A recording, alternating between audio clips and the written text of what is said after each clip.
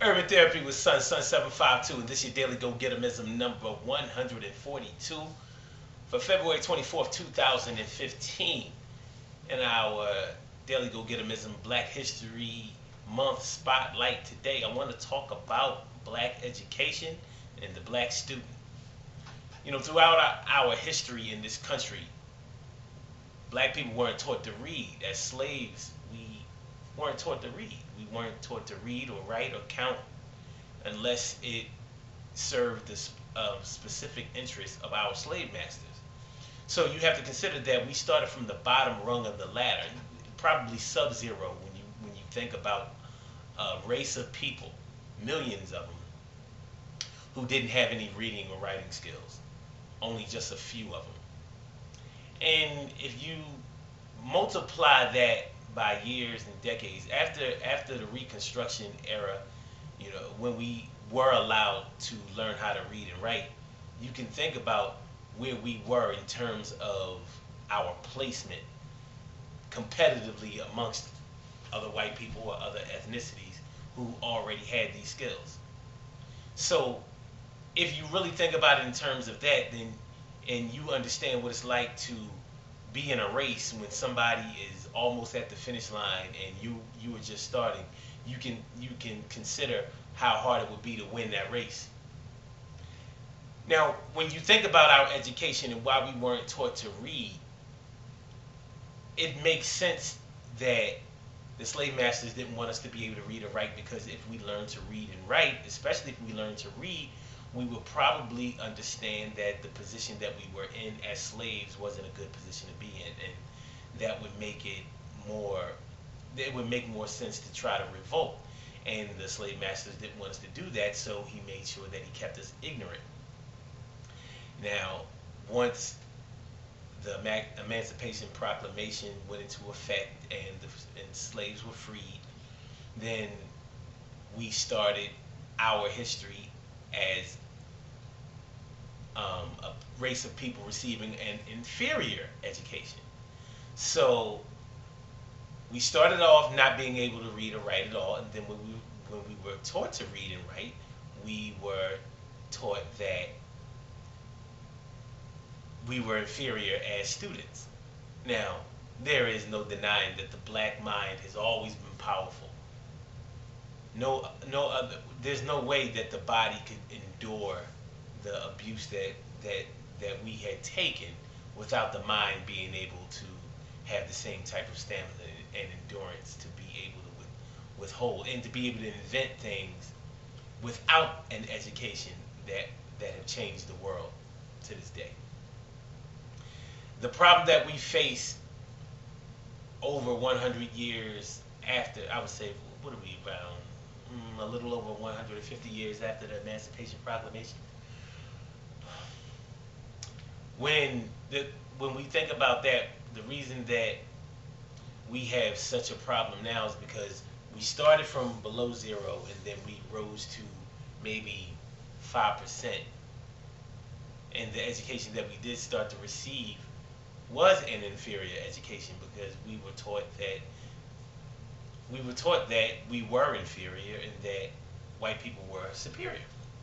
I mean, you can look at that as being racist or whatever, even though that doesn't apply if you saw yesterday's video 141. But if you understand that our educational system was not designed for us to be able to thrive in the world and be able to compete amongst our predecessors and amongst our peers. So, after not being able to read and write for so long, and still being able to compete as far as back-breaking blue collar types of jobs, but also jobs in education, because the black people who did receive an education were exceptional students. That's no different than today. Black students are always great. They are always amongst the tops. They're just not representative of the whole of our population, and that's where our biggest problems come in.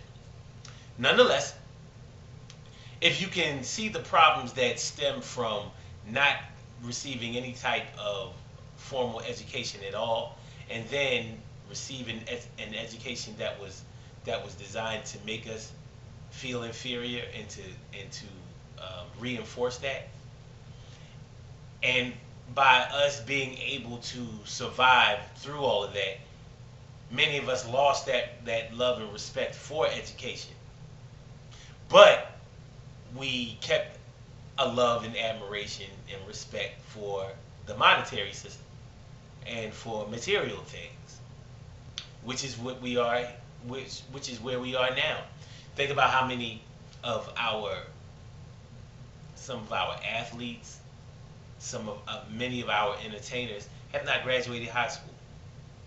Well, athletes mostly have to at least get a high school education, or the NBA, NFL,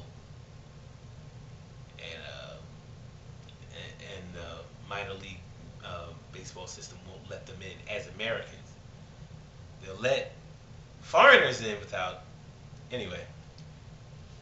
So, you know, we have this respect for material items. So, you know, just like a lot of people will tell you, you'll hear it in the rap records.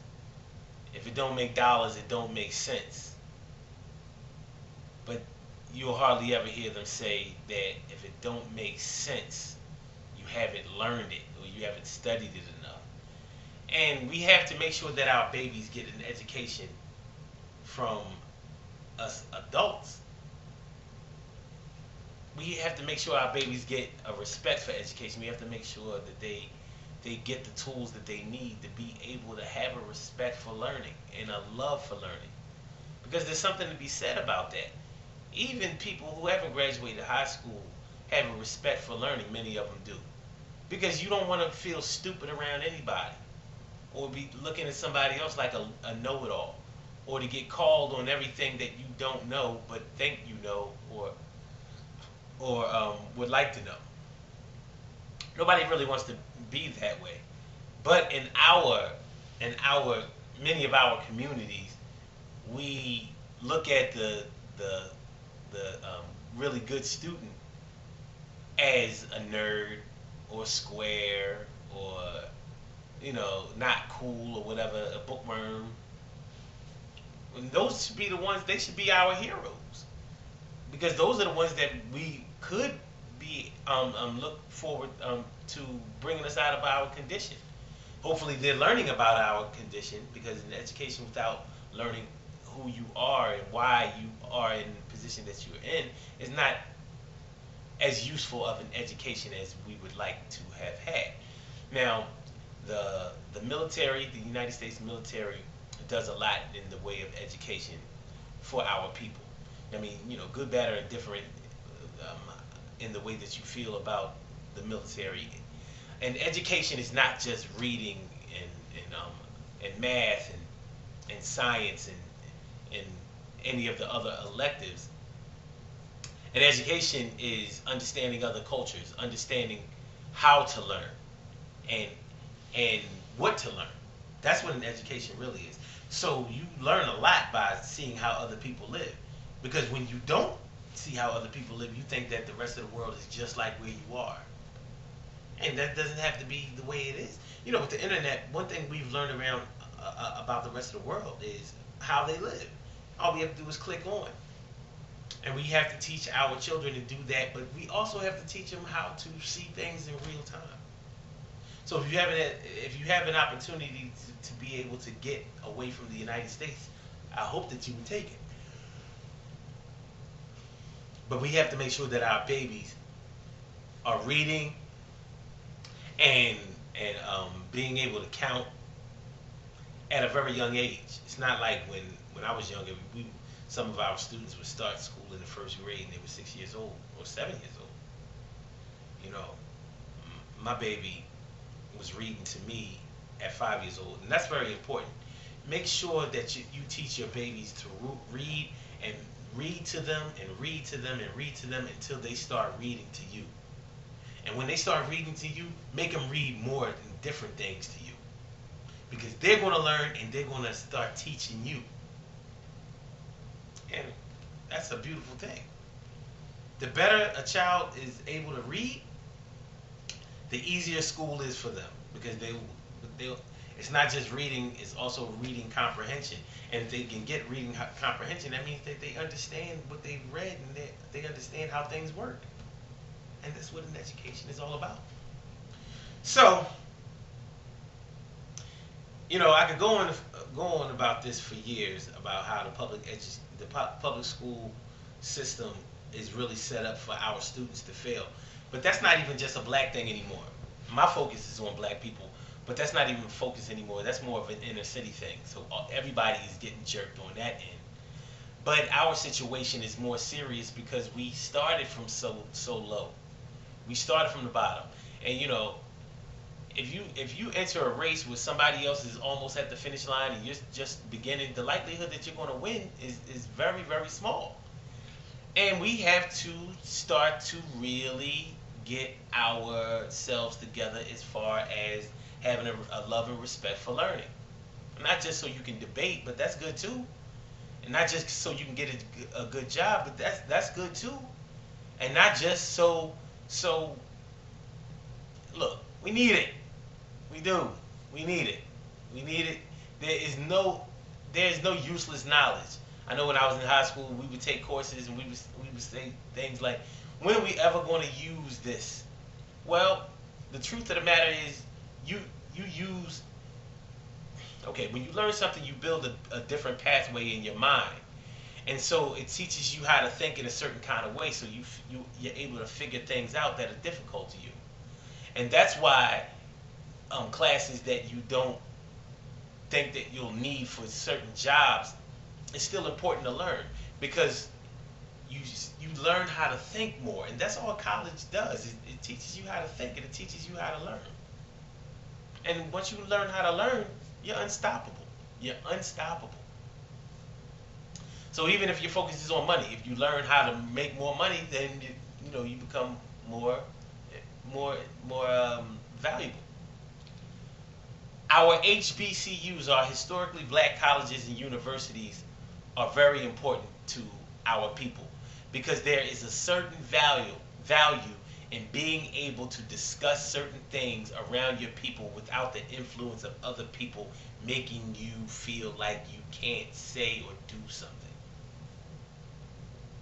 So even though many people don't respect certain HBCUs and will tell you that they're inferior, look, knowledge is knowledge. Math is math. Science is science. English is English. Spanish is Spanish. French is French. Hey, history is history. Whatever it is that you're studying, if you learn it, you learn it.